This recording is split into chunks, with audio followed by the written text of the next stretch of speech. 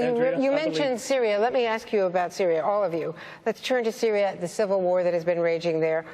Are there any circumstances in which you could see deploying significant numbers of ground forces in Syria, not just special forces, special operators, but significant ground forces to combat ISIS in a direct combat role? Let me start with you, Secretary Clinton. Absolutely not. I have a three-point plan that does not include American ground forces. It includes the United States leading an air coalition, which is what we are doing, supporting fighters on the ground, the Iraqi army, which is beginning to show more ability, the Sunni fighters that we are now helping to reconstitute, and Kurdish fighters on both sides of the border. I think we also have to try to disrupt their supply chain of foreign fighters and foreign money, and we do have to contest them in online space. So I'm very committed to both going after ISIS, but also supporting what Secretary Kerry is doing to try to move on a political, diplomatic course to try to begin to slow down and hopefully end the carnage in Syria, which is the root of so many of the problems that we see in the region and beyond. Senator Sanders, ground forces, yes or no? As everybody here knows, this is an incredibly complicated and difficult issue, and I applaud. I know President Obama has been getting a lot of criticism on this. I think he is doing the right thing. What the nightmare is, which many of my Republican colleagues appear to want, is to not have learned the lesson of Iraq, to get American young men and women involved in perpetual warfare in the quagmire of Syria and the Middle East would be an unmitigated disaster that, as president, I will do everything in my power to avoid. Andrea, we should learn from King Abdullah of Jordan, one of the few heroes in a very unheroic place. And what Abdullah said is this is a war for the soul of Islam, and that Muslim troops should be on the ground with our support and the support of other major countries. That is how we destroy ISIS, not with American troops in perpetual warfare. Governor O'Malley. Thank you. Andrea, governors have led us to victory in 2 world wars by doing what America does best, and that is by joining forces with others, by acting in coalition. And I believe that President Obama is doing the right thing in this case. We need to learn the lessons from the past. We do need to provide the special ops advisors. We do need to provide the technical support. But over the long term, we need to develop new alliances. We need a much more proactive national security strategy that reduces these threats before they rise to a level where it feels like we need to pull for a division of Marines. And I also want to add one other thing here. I appreciate the fact that in our debate, we don't use the term you hear Republicans throwing around, trying to look all bravado and macho, sending other kids into combat. They keep using the term boots on the ground. A woman in Burlington, Iowa said to me, Governor, when you're with your colleagues, please don't refer to my son, who has served 2 tours of duty in Iraq, as a pair of boots on the ground. We need to be mindful of learning the lessons of the past. I have a question for Senator Sanders. Did the policies of the Obama administration, in which Secretary Clinton, of course, was a part, create a vacuum in Iraq and Syria that helped ISIS grow? No, I think the vacuum was created by the disastrous war in Iraq, which I vigorously opposed. Not only did I vote against it, I helped lead the opposition.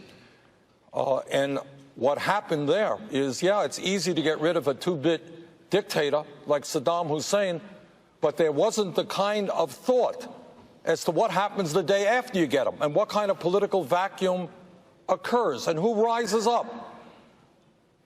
Groups like ISIS. So I think that President Obama made a promise to the American people when he ran. And he said, you know what, I'm going to do my best to bring American troops home. And I supported what he did. Our job is to train and provide military support for Muslim countries in the area who are prepared to take on ISIS. And one point I want to make here that is not made very often. You have incredibly wealthy countries in that region. Countries like Saudi Arabia, countries like Qatar. Qatar happens to be the largest, wealthiest country per capita in the world. They have got to start putting in some skin in the game and not just ask the United States to do it. Secretary Clinton, I want to talk to you about red lines because former Defense Secretary Chuck Hagel said in a recent interview that President Obama's decision to stand down on planned missile strikes against Damascus after Assad had used chemical weapons hurt the president's credibility. Should the president have stuck to his red line once he drew it? Look, I think that the president's decision to go after the chemical weapons, once there was a potential opportunity to build on when the Russians opened that door, resulted in a very positive outcome. We were able to get the chemical weapons out. I know from my own experience as Secretary of State that we were deeply worried about Assad's forces using chemical weapons because it would have had not only a horrific effect on people in Syria, but it could very well have affected the surrounding states, Jordan, Israel, Lebanon, Turkey. So getting those chemical weapons out was a big deal. Should he have stuck to his line? Did it hurt U.S. credibility? I think as Commander-in-Chief, you've got to constantly be evaluating the decisions you have to make. I know a little bit about this, having spent many hours in the Situation Room advising President Obama.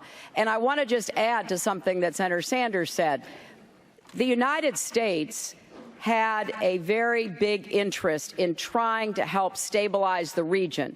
If there is any blame to be spread around, it starts with the Prime Minister of Iraq, who sectarianized his military, setting Shia against Sunni. It is amplified by Assad, who has waged one of the bloodiest, most terrible attacks on his own people, 250,000 plus dead, millions fleeing, causing this vacuum that has been filled, unfortunately, by terrorist groups, including ISIS. So I think we are in the midst of great turmoil in this region. We have a proxy conflict going on between Saudi Arabia and Iran. You know, one of the criticisms I've had of Senator Sanders is his suggestion that, you know, Iranian troops be used to try to end the war in Syria and go after ISIS, which I don't think would be a good idea. Senator, but overall, a lot of the forces at work in the region are ones that we cannot directly influence, but we can try to bring more we still help lack to human the intelligence to understand what happens next. Where Secretary Clinton and I think, I agree with most of what she said, but where I think we do have an honest disagreement is that in the incredible quagmire of Syria, where it's hard to know who's fighting who, and if you give arms to this guy, it may end up in ISIS's hands the next day. We all know that. And we all know, no argument, the Secretary is absolutely right. Assad is a butcher of his own people, man using chemical weapons against his own people. This is beyond disgusting. But I think in terms of our priorities in the region, our first priority must be the destruction of ISIS. Our second priority must be getting rid of Assad through some political settlement, working with Iran, working with Russia.